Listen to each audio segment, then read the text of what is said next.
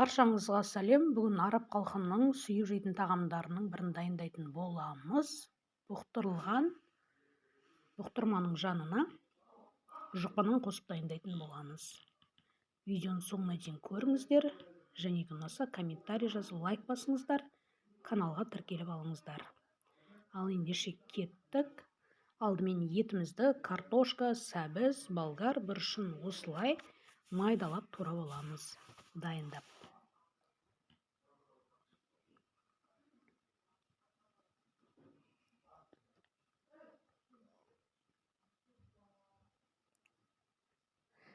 Қазанды отқа қойып, осы дайындап атқан тағамға лайықты мөлшерде сұйық май құямыз. Енді осы қызып тұрған майдың үстіне жуып тазалап алған етті салып қуыратын боламыз.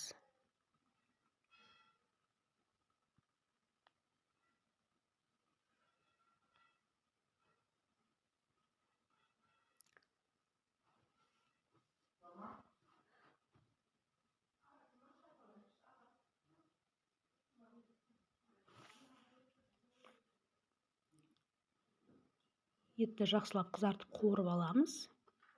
Осылай араластыра отырып. Енді осы еттің үстіне турап дайындап қойған пиязды салып қуырамыз.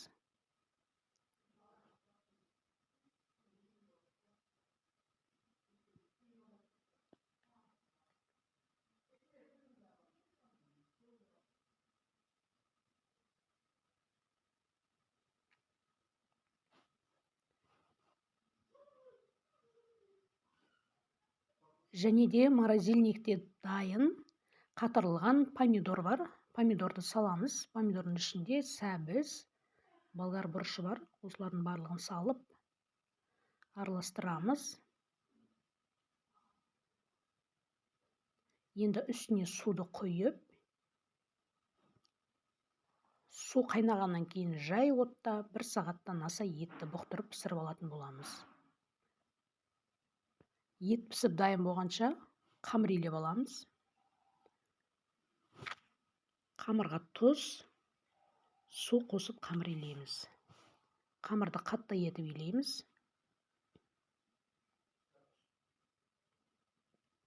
Ыдысымыздың жан-жағын жинай отырып, тап-таза етіп, түйіршік қалдырмай қамырды илеп, осылай бетін жауып, июін қандыруға қойып қоямыз.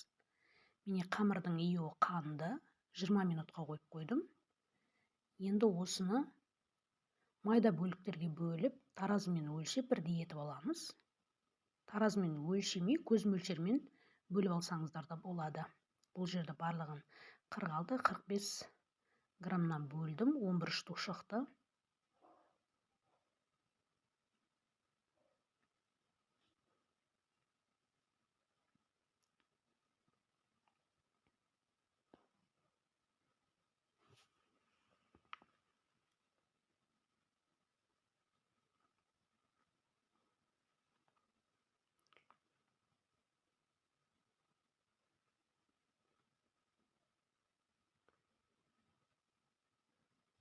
Міне барлығын бөліп дайындап алдық.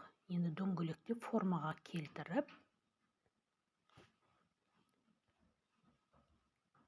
тағы да бетін жауып 10 минутқа қойып қоямыз. 10 минут уақыт өтті. Енді аз-аздан ұн себе отырып, жіп-жықа етіп дөңгелектеп жайып аламыз. Жайылуы өте оңай. Ешқандай қолға жабыспайды.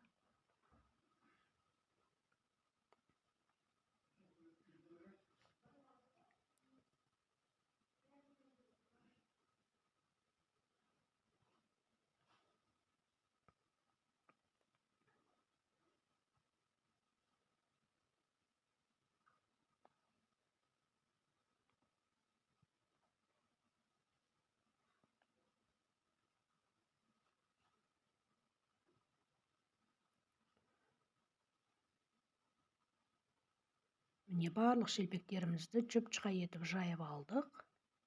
Қазанда етіміз пісті. Үстіне болгар бұрышын, чеснок, жуып дайындап алған картошкамызды саламыз. Дәміне қарай тұз саламыз, қара бұрыш саламыз. Паприка, кориандр, енді өз қалауларыңызша дәмдеуіштер саласыздар. Енді араластырып, жай отты тағы да 20-30 минут бұқтырып аламыз. Енді дайындап жайып алған шелпектерімізді екі бетін қызарта отырып пісіріп аламыз. Орташа отта пісіреміз бұл шелпектерді.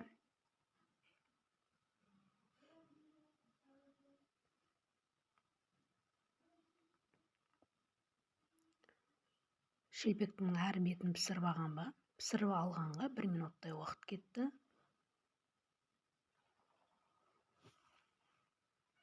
Ол енді өздеріңіздің пісіру уақыттарыңызға қалай. Пісіріп болған шелпектердің бетіне май жағамыз, сонда шелпектер жұмсақ болып шығады.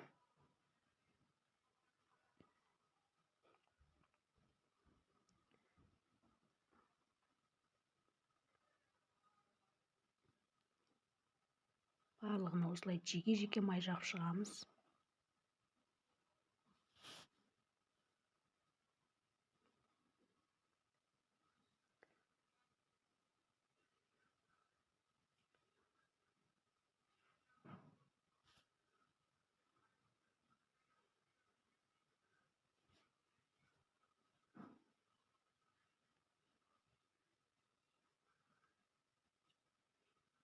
Міне шелпектеріміз пісіп дайын болды. Осындай жұмсақ, әдемі, дәмді шелпек шығады. Міне видеода көріп тұрғандарыңыздай.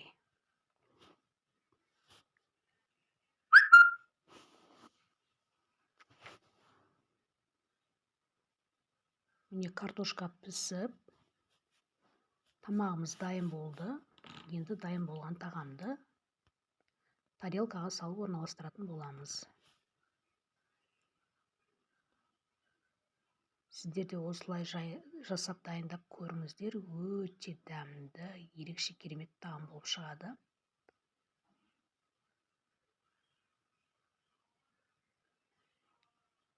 Дайын болған тағамның шетіне осылай жұқа нандарды бүктеп қоямыз. Бұл жұқа нанды тағамның подливіне батырып жейсіздер. Өте керемет, тез желініп кететін дәмді тағамдардың бірі. Видеоның соңына дейін көргендеріңізге рахмет. Бізге ас болсын.